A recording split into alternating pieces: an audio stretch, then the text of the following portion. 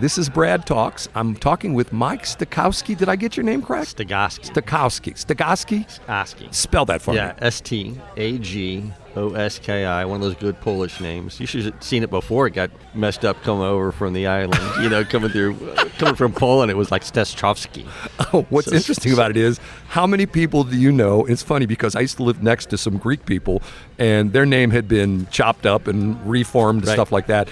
When the people came over here from the other countries, they changed the names to make them more American. You know what I'm saying? Yeah, they tried. Yeah, absolutely. They tried. Well, now, someone who came over who were doing the paperwork did it for them. Exactly. Or they wrote it down wrong on a piece of paper. Write it this way. Mike, we will talk about your main business. Can I just mention that you're in the financial services, Sure. which is your main business? That's exactly right. But what we're talking about today is you are a board member for the, what is it called again? The Mid-America Veterans Museum, Now, which is located in O'Fallon, Missouri. A lot of people know about this, but for the ones who don't, give us a thumbnail of what the Mid-America Veterans Museum is all about. Yeah, the museum's been around about 6 years now, and it actually started out as the St. Charles County Veterans Museum, founded by Ralph Borelli, who's a World War II veteran, and quite a few of his friends. And Ralph did quite a few things in his 4 years of service we'll get to in just a second. But Ralph's premise was, if we talk about veterans, we capture their stories and recount and relive their stories, then the memories of those veterans will never be forgotten. And that's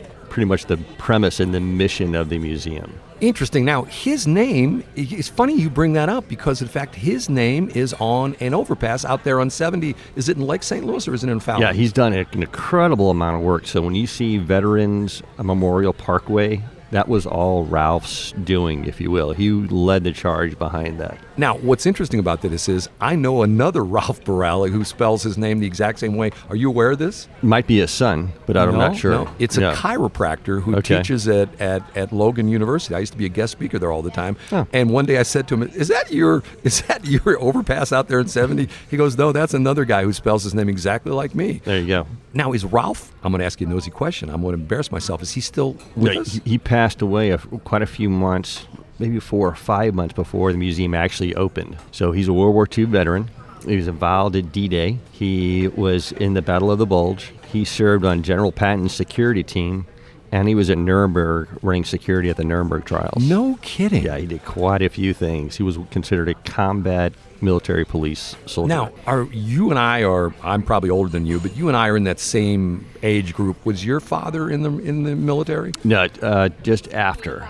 After World War II. Yeah, he was more Korea era. He served in the U.S. Air Force for a few years, as well as my uncle did. But no, he was not in a combat role. My father was in World War II, matter of fact, to the point where after he passed away, we unfortunately found out he had 3 Bronze Stars with combat Vs we knew nothing about.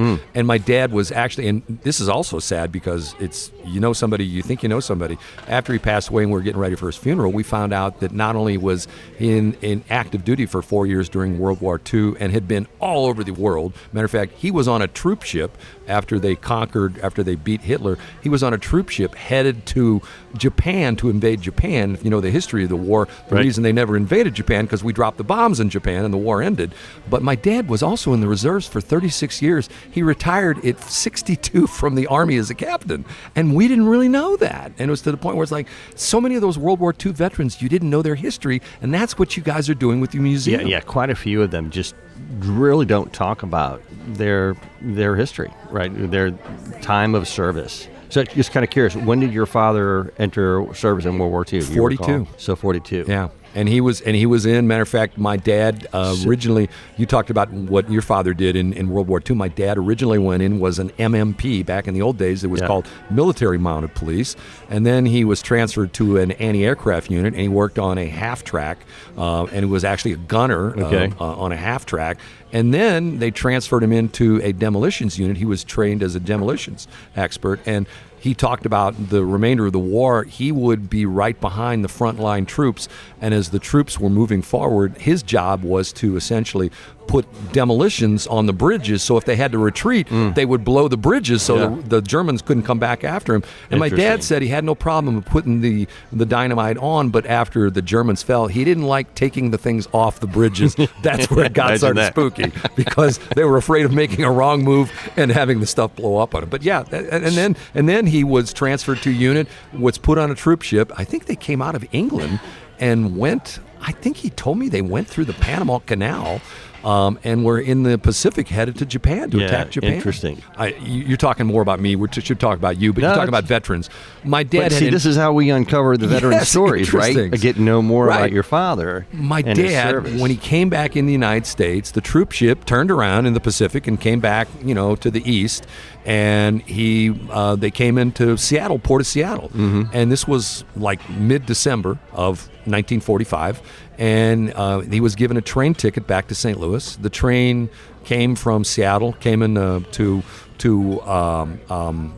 Jefferson Barracks in South City. Where back in the day, the troop trains actually came into Jefferson Barracks. There was actually railroad tracks into Jefferson Barracks. I don't think they're there anymore. He was let off the train on an interesting morning, December 25th, 1945, Christmas morning, 1945. And so we capture those stories. We have the Veterans History Project, which is we'll sit down and interview veterans and capture their stories and then send them to the Library of Congress. So they'll be captured as well.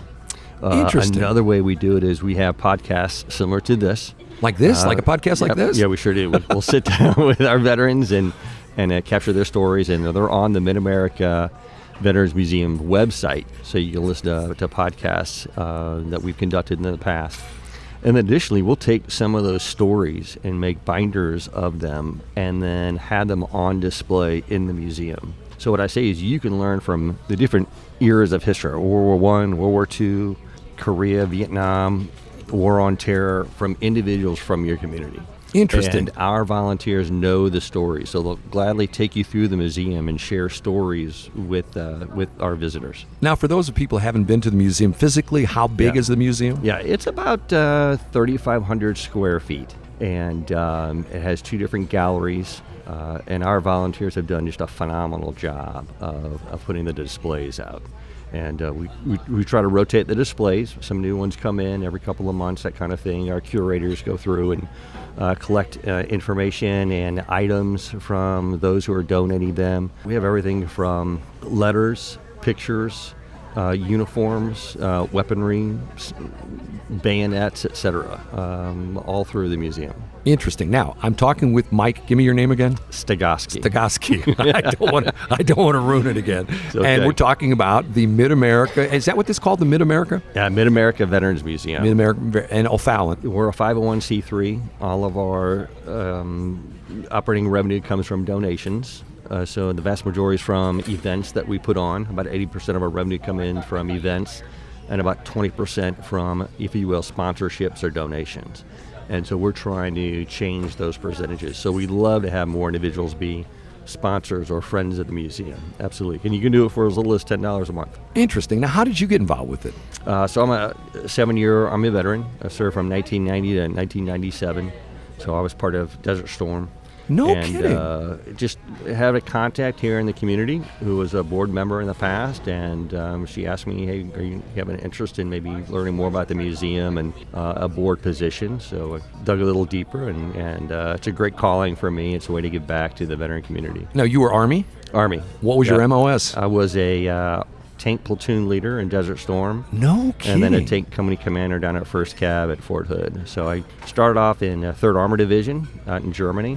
My little backstory is I graduated in December of '89. I started training at Fort Graduated Knox from high school or from this college? was Northeast Missouri State. Northeast Missouri State. Yeah, So you had your bachelor's. So you went in as an officer then? Second lieutenant. Right. Second lieutenant. Right. So started in March. I proposed to Anne-Marie Urbeck 3 weeks later. Interesting. We met up in Kirksville. Really? Yep. And graduated from basic officers training course. The end of June. We got married on July the 7th, and I was on a plane to Germany 10 days later. No kidding. So this is now the summer of 90, and Saddam Hussein invades Kuwait in August of 90. And a few weeks later, we found out that we were going to get called up. President Bush had just, pretty much said, giving a warning order to all of European forces that get ready to deploy. Were you in the Abrams? Is that what you were? Yeah, M1A1. M1A1. Yep.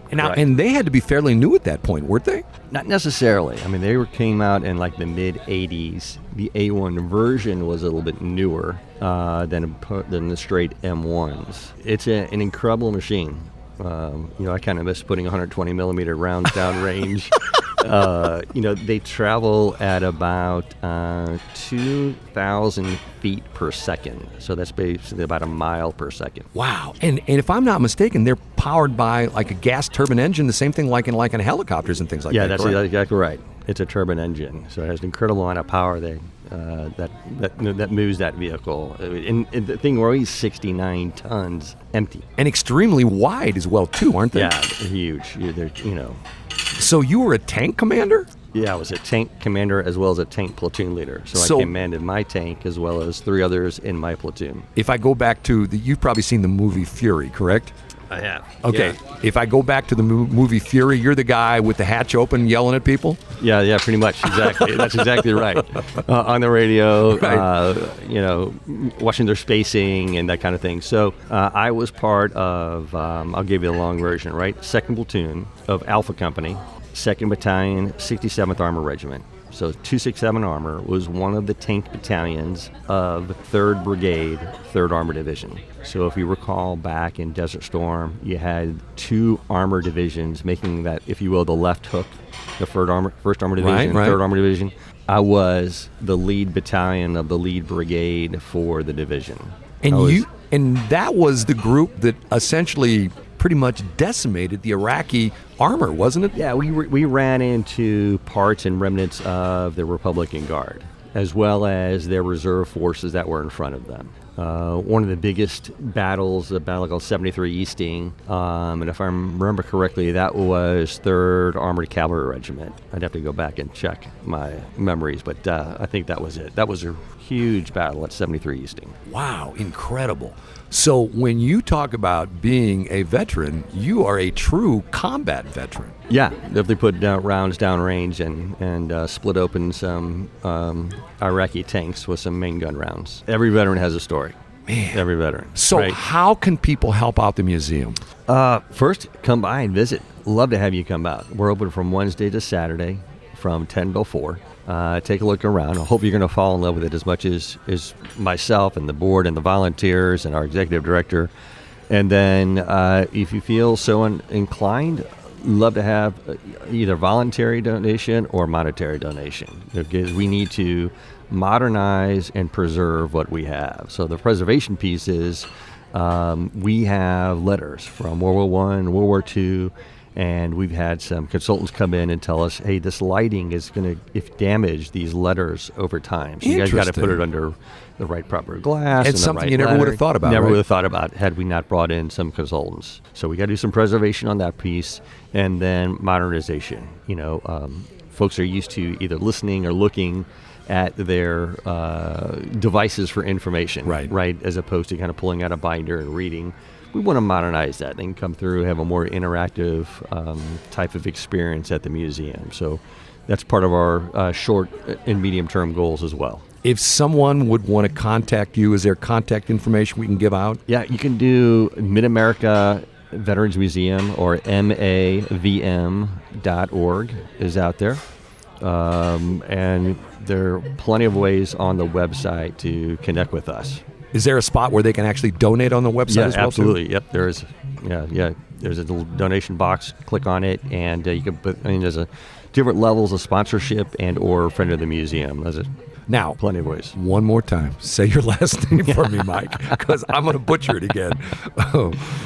No problem. It's Stagoski. Stagoski. And spell it if people want to, because they can probably search you on the internet. Yep, exactly. It's Mike, and it's Stagoski. And Mike. You can also find our executive director, Nina D'Angelo. I know Nina. Yeah. I was in the O'Fallon Chamber with her. Yep, exactly. Yes. She came on about 2 years ago. I'll be and is doing a phenomenal job. I'm trying to find some volunteers that will work, if you will, just for her on special projects. We have so many things we want to accomplish.